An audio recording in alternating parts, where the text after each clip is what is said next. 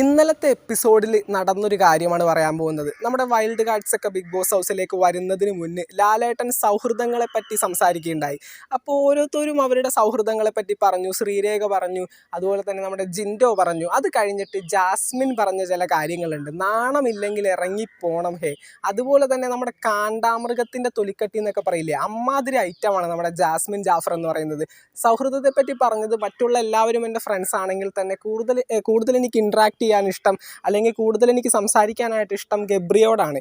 പിന്നീട് നമ്മൾ മനസ്സിലാക്കേണ്ട ഒരു കാര്യം, ഇതൊരു ഗെയിം ഷോയാണ്. ഈ ഒരു ഗെയിം ഷോക്ക് അപ്പുറം നമുക്കൊരു ഫാമിലി ഉണ്ട്, നമുക്കൊരു ജീവിതമുണ്ട്. ഈ ഒരു ഗെയിം ഷോ 100 ഡേയ്സ് കംപ്ലീറ്റ് ആവുന്ന സമയത്ത് നമുക്ക് പുറത്തിറങ്ങി ജീവിക്കാനുള്ളതാണ് എന്നൊക്കെ ജാസ്മിൻ്റെ ഒരു ടോക്ക്. കാണ്ടാമൃഗത്തിൻ്റെ തൊലിക്കട്ടി എന്ന് പറഞ്ഞത് ഞാൻ ഈ ഒരു ഐറ്റത്തിനെയാണ്. പുറത്തിറങ്ങി ജീവിക്കേണ്ട ഒരാളാണോ ഇമാതിരി തോന്നിവാസം അല്ലെങ്കിൽ കോപ്രായങ്ങൾ ബിഗ് ബോസ് ഹൗസിൽ കാണിച്ചു കൂട്ടുന്നത്?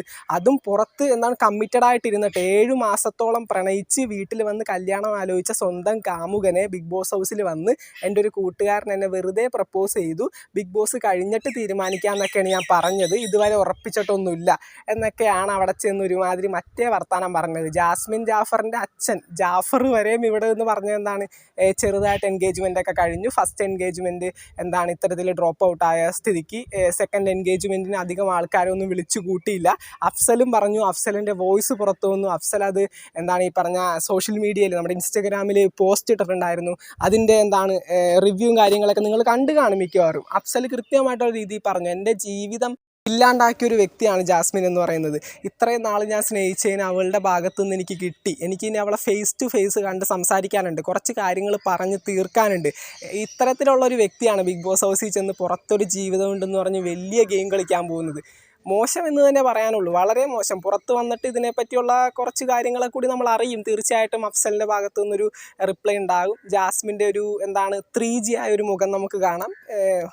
നല്ല പറച്ചിലാണ് ഇന്നലെ പറഞ്ഞു കൂട്ടിയത്. ലാലേട്ടന് വരെ ചിരി വന്നു. അവിടെ ഇരുന്ന പ്രേക്ഷകരൊക്കെ ഉമ്മാതിരി എന്താണ് ഒന്നും പറയുന്നില്ല. ബിഗ് ബോസ് മലയാളം സീസൺ 6ൻ്റെ പുതുപുത്തൻ വിശേഷങ്ങൾക്കായിട്ട് ചാനൽ ഇതുവരെ സബ്സ്ക്രൈബ് ചെയ്യാത്തവർ തീർച്ചയായിട്ടും സബ്സ്ക്രൈബ് ചെയ്യുക. വീഡിയോ ലൈക്ക് ചെയ്ത് കാണുന്നവർ ലൈക്കും കൂടി ചെയ്തേക്കാം. നിങ്ങളെ വേറെ അഭിപ്രായങ്ങൾ താഴെ കമൻറ്റുകളായിട്ട് അറിയിക്കാം. നമുക്ക് മറ്റൊരു വീഡിയോ ആയിട്ട് കാണാം. താങ്ക്